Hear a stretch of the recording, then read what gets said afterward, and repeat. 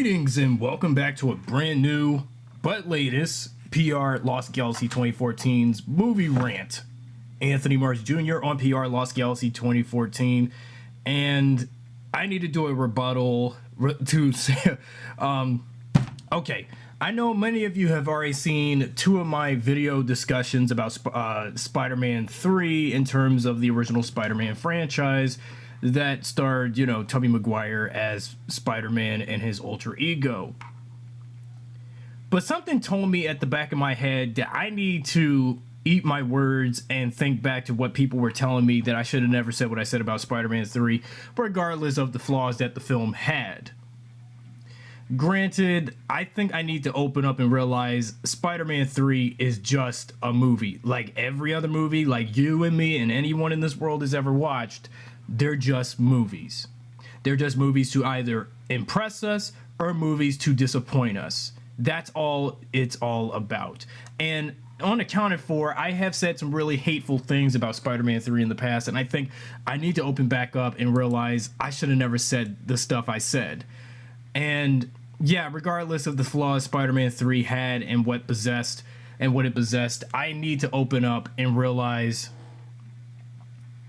either take this movie for what it is with a grain of salt, or leave this movie, keep stepping on it and, smother it to the ground and pretend we didn't had this version of Spider-Man 3. I mean, what if we had a version of Spider-Man 3 that was like its video game adaptation, where the movie's plot was handled better in the video game adaptation, but it's just, well, the movie and the video game are inseparable from each other. So I don't know what I'm really speechless to say, but reflecting back to some of those hateful things Raimi said about Spider-Man 3 being awful, I guess I long to admit, and you guys have heard me many times before, that Spider-Man 3 is one of the worst Spider-Man movies ever.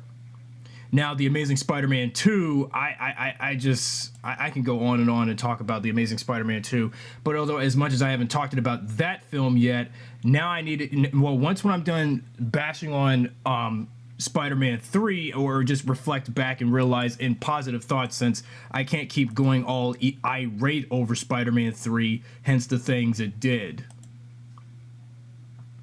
I mean, regardless if you're not going to like the emo Peter scenes or Sandman, it's just, again, take the movie for what it is with a grain of salt or leave it. Simple.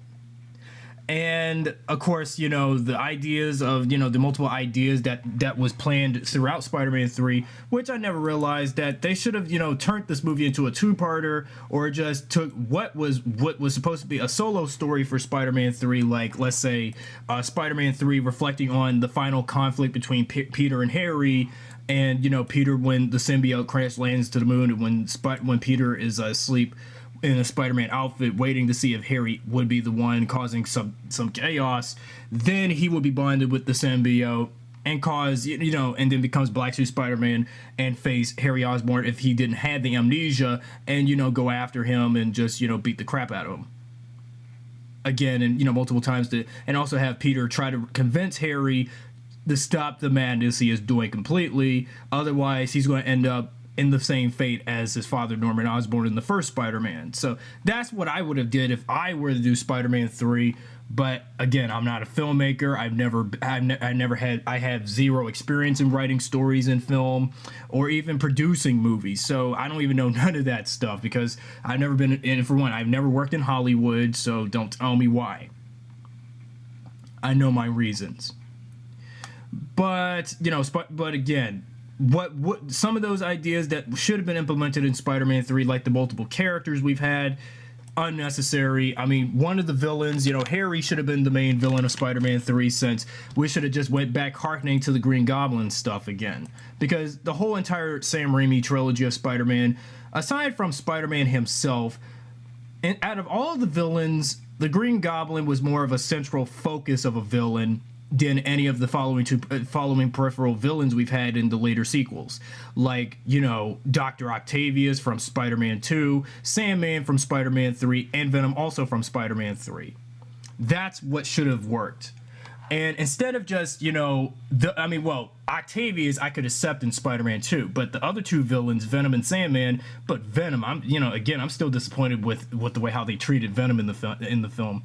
They should have, kept, what I should have also did if I were to do Spider-Man 3 again, they should have kept, John Jameson, who is J. Jonah Jameson's son. And, excuse me. And they should have kept him for another movie instead of having Eddie Brock. Would it be so cool if Mr. Jameson's son, John, was Venom? He would be, even though as much as Peter and John never interacted with each other, but would it be so cool if, the actor who played, John Jameson, Daniel Gillies. Now, if he was to play a different character in Spider-Man 3, he should have been a better candidate for Eddie Brock and not the dweeb from That 70s Show. Wouldn't that be so cool if I were, like, now I know we can't do time machines because then we will alternate what made those Spider-Man movies so perfect, except the third, that is. But if I could just imagine if I went back in time and redid Spider-Man 3 and changed some of the things, like some of the stuff I aforementioned, if I were to do something, to make Spider-Man 3 a great conclusion to the trilogy, and so that, or, a continuation of an ongoing franchise, so that way Tobey Maguire would have never left the franchise. Kirsten Dunst, well, they should have just, if they did future movies, just, swapped Kirsten for someone else to play Mary Jane for future movies, and Sam Raimi would still stay on as director for future films, even regardless without the character Harry Osborn in future installments. Wouldn't that be great? Or, yeah, my ideas are not working very well, but I get the fact that people have, I get the fact that a lot of people really can't stand Spider-Man 3 for the many problems it suffered. And yeah, sure, Emo Peter is still bothersome, but I think I need to accept Emo Peter for what it is and take it with a grain of salt again. I can tolerate everything that transpired within the first two movies, but it's just, look, 2 years ago, reflecting back on the fact that everyone I know was into the Amazing Spider-Man films. And when I reflect back, well, again, when I was having my little mental breakdowns and having parental issues, when I was having a lot of parental issues with who, but unfortunately, rest in peace. But this was back 2 years prior. I said some stuff about Spider-Man 3 that, thinking, oh, Spider-Man 3 is the cause of why my behavior was abnormal and why I was, being so belittled by those that alienated me. No, actually, Spider-Man 3 as a movie was not the cause of my behavioral problems. I was my own cause of my own behavioral problems. So I have to, okay, so it seems like, okay, I'm just going to have to go, of all things said, I think I'm going to have to get Spider-Man 3 on DVD and just take the movie for what it is. Sure, I enjoyed it, Spider-Man 3, and for the things it did, but as time goes on, I was at that point where it's not enjoyable anymore. It wasn't enjoyable anymore.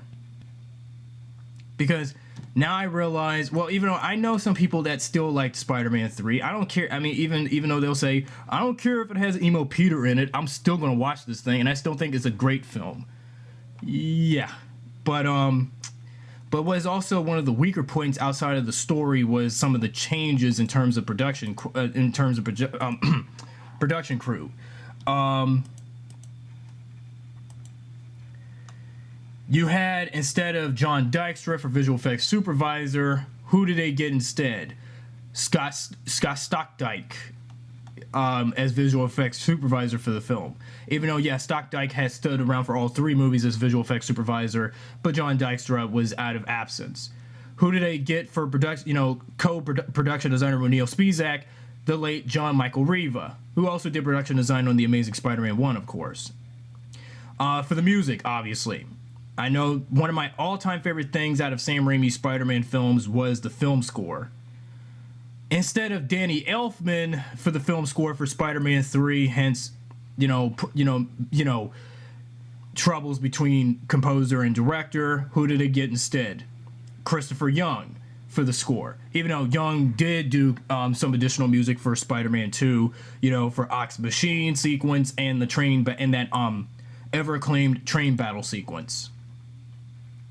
So, but Yeah, but Spider-Man 3 should have just stayed like the first two movies. At least, if only if it tried to be a little bit interesting, or make it as interesting as the first two, but don't try to outtouch Spider-Man 2, period. Because you see, if you outtouch Spider-Man 2, then you're gonna, go ahead and try your best to see if you can actually top that movie. But knowing some superhero sequel films like alot, The Dark Knight have already surpassed Spider-Man 2. The Avengers Age of Ultron has surpassed Spider-Man 2. Iron Man 2 has surpassed Spider-Man 2. Thor: The Dark World possibly outtouched Spider-Man 2. Winter Soldier outtouched Spider-Man 2. But once when we get the threequel to Captain America: Civil War, which also has Spider-Man in it, Captain Civil War is probably, well, due to the fact that everybody loved the Winter Soldier, I'll give you my honest feelings on Civil War when it comes out next year. Well, without spoilers, just give you some honest thoughts, because I haven't seen the trailer yet, because I've been, busy doing other stuff on the internet, or outside of the internet, if you will.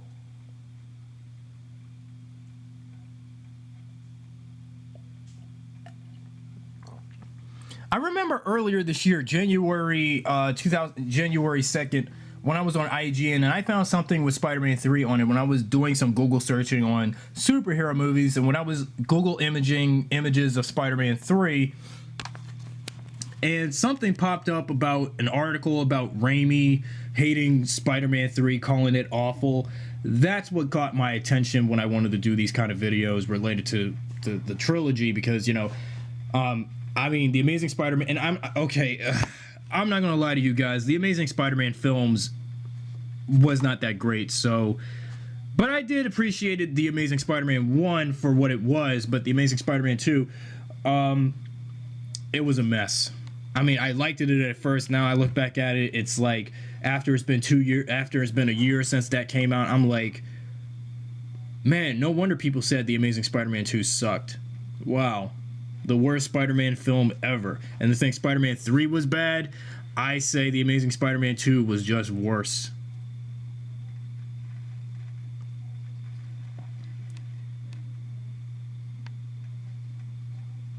And, when Raimi said what he said about Spider-Man 3 earlier this year, it felt like it was like a coming out story, more like a, coming out story, in a similar way of like saying, oh, I'm going to admit and tell the whole world that I'm gay, or if you're female, I'm a lesbian, or if you're, not in the right gender body, you're a transgender. That's the way how Raimi did it when explaining to, finally admitting that Spider-Man 3 was bad. This is why I kept, back in my prior Spider-Man 3 or Spider-Man trilogy related videos, whenever I bring up Spider-Man 3, and every time when I think back of why I said what I said in the past about it, I've always said that Spider-Man 3 was like Batman and Robin in a way, because if Batman and Robin was that awful, why do you think its director, albeit Joel Schumacher, had to apologize many years after the release of Batman and Robin later especially on the DVD release, which at the time of Batman Begins' DVD release at the time, to admit that Batman and Robin wasn't a good movie. That's why even though he had to apologize for some of the things that went atrociously with Batman and Robin, regardless of the flaws Batman and Robin had, and of course the nipples, the Bat credit card, and Arnold Schwarzenegger's ice puns as Mr. Freeze thing. But Spider-Man, I kept saying over and over to everybody, Spider-Man 3 is exactly what, like, as in kin of Batman and Robin and of the flaws that movie had. But the difference is with Spider-Man 3, between those two movies, Spider-Man 3 didn't have what Batman and Robin had. They didn't give Spider-Man a credit card with his Spider-Man symbol on it. They didn't give Spider-Man nipples on his outfit. They didn't give Spider-Man an bulging set of, of a rear to his outfit. No, they didn't do that kind of stuff. That was all Batman and Robin. Batman and Robin was the movie that had the all of that stuff, the nipples, the crotch pieces, the butt cheeks on the bat suits, the ice puns, the bat credit card stuff, the toyetic designs, Mr. Freeze's over bulky like King Kong like exosuit and stuff, and all that stuff that transpired within Batman and Robin. Well, I think I need to eat my words. I mean, I guess I'm a sucker for bad movies because, you know, I think I need to forgive G.I. Joe, The Rise of Cobra. Also, since if you remember back in my I Hate G.I. Joe, The Rise of Cobra video, back in January, for those who have watched it or not, well, I know a lot of you don't like G.I. Joe and you guys are not fans of the franchise, but I think you guys need to take a look into my I Hate G.I. Joe video as well, and also open up to the things I said about that movie, much as what I was almost going to go ahead and do with my Why I Hate Batman and Robin video coming up in the coming weeks. Actually, as a matter of fact, in January for season 4 of the podcast show, I will talk about the things that I despise of Batman and Robin, because it seems like I'm going to talk more about the whole why I hate such when I do a series of why I hate such videos, mostly for movies. I'm mostly going to talk about movies that people despise, including critics, and also I would take on my take on why I hate those movies. So I'm going to go ahead and do such videos like that. I've already did it with G.I. Joe, and I already did it with Spider-Man 3. Now I have to do it in the coming weeks again after the Christmas holiday, or when Christmas Day, when I talk about any of the Batman movies or so, and talk about or spend after my Linkara History of Power Rangers video response on Megaforce, I will do a video on why I hate Batman and Robin, and also talk about some of Tim Burton's movies in a separate rant. So actually, Christmas, I'm going to spend all day on Christmas Day on YouTube talking movies, and also Linkara's review on Power Rangers Megaforce thing. But Spider-Man 3 though, yeah. But if Spider-Man 3 wasn't such a bad movie, we wouldn't I mean, if I were to make this not a bad movie, I would totally eliminate the emo Peter scenes. I would totally eliminate Gwen Stacy, because Gwen didn't really have much of a character in this film. I would definitely give Harry Osborn more time as a villain instead of giving him amnesia throughout the beginning.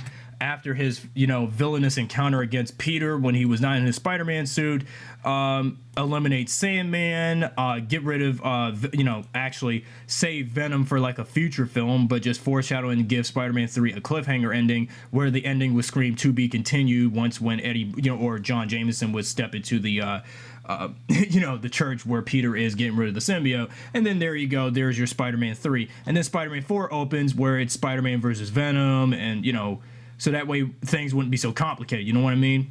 So again, Spider-Man 3, I understand it was a bad movie. So I think at the end of this podcast, excuse me, movie rant, I think I need to go back and get Spider-Man 3 on DVD. Yeah, go ahead and say what you want about me getting Spider-Man 3 on DVD.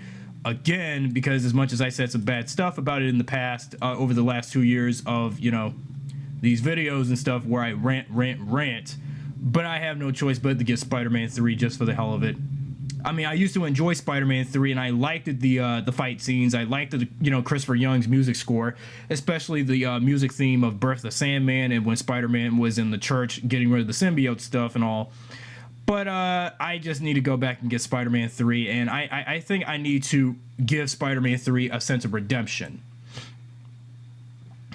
because I've said some really horrible shit about this movie, and I need to open up before I end up having,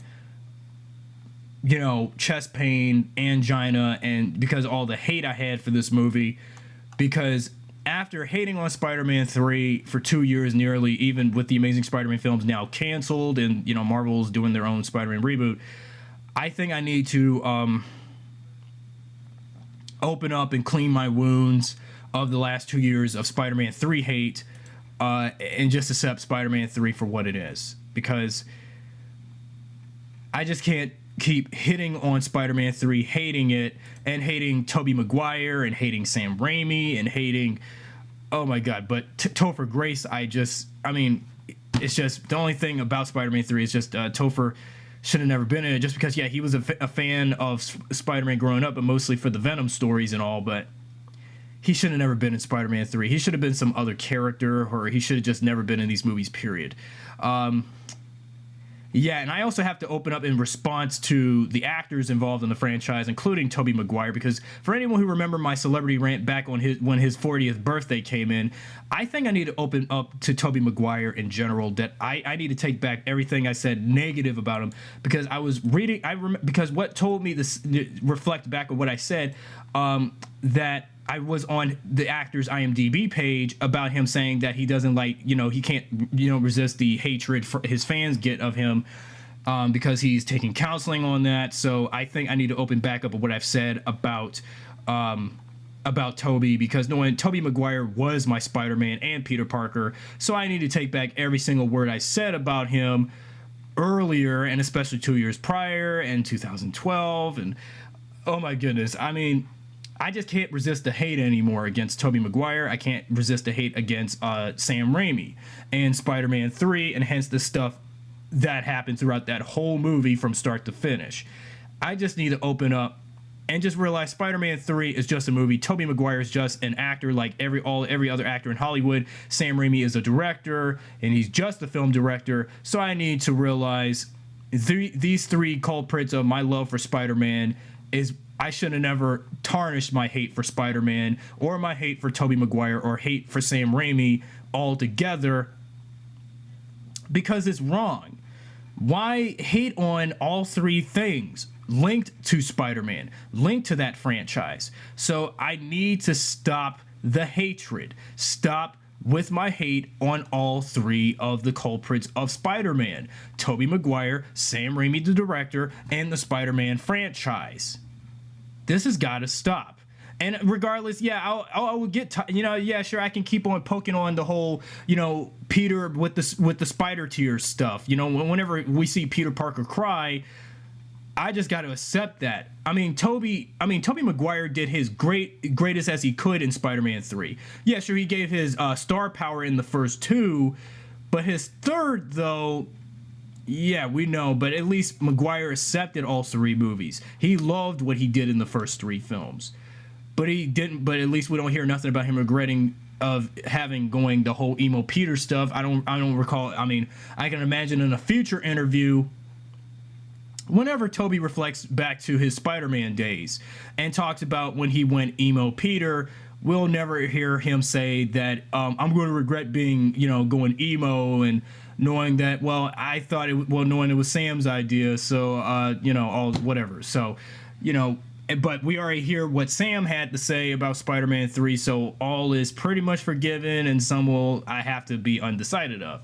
So, but the next time I hear anything related to the Spider-Man films, and if I hear like Toby or Kirsten or James Franco talk about their time on Spider-Man, if there was anything that they didn't like about Spider-Man 3, well, the actors had a great time on the third movie, I'll give you that, but Toby had a much, I have to admit, Toby had an awesome wild time doing the third movie. I have to give you that. He had a wild time doing it. And yeah, the emo Peter scenes, I bet he pretty much enjoyed the hell out of that stuff. I mean, well, even though, yeah, his hair was growing, so he had no choice but to go wild with emo Peter. And so, in your thoughts, do you think I should give Spider-Man 3 a second chance after I should have never said all that stuff about the movie the first time? 2 years, even regardless, after 7, now going on 8, 9 years after its release, and with the new Spider-Man reboot coming out by Marvel and not all of Sony all the way. And do you think I should also forgive Sam Raimi and also appreciate his opinion on why he felt Spider-Man 3 was awful? Let me know what you guys think in the comment section, because I think I need to realize what the hell was gotten into me, because knowing, like the movie itself, where the characters had to face their own demons, and so did Raimi himself as a director, I myself had to face my own demons, which like Peter did in Spider-Man 3, when he had to face his demons, I had to face my demons also. So this movie also gave me a sense of inspiration about how to fight your demons, but at least in reality, there's no Venom symbiote to attach me to make me go, emo myself. But no, but unfortunately, I only have short hair, so I can see if I had emo hair and go, you know, if I was bonded with the symbiote, I would be emo Anthony Marsh Jr. And speaking of which, I'm getting off now, Anthony Marsh Jr. as well, but thanks for watching my response video to Sam Raimi, even though it's only been a year and a half now late. So thanks for watching, and I'll see you guys right back here next time. Subscribe, drop a like, and till next time, webheads, thanks for watching.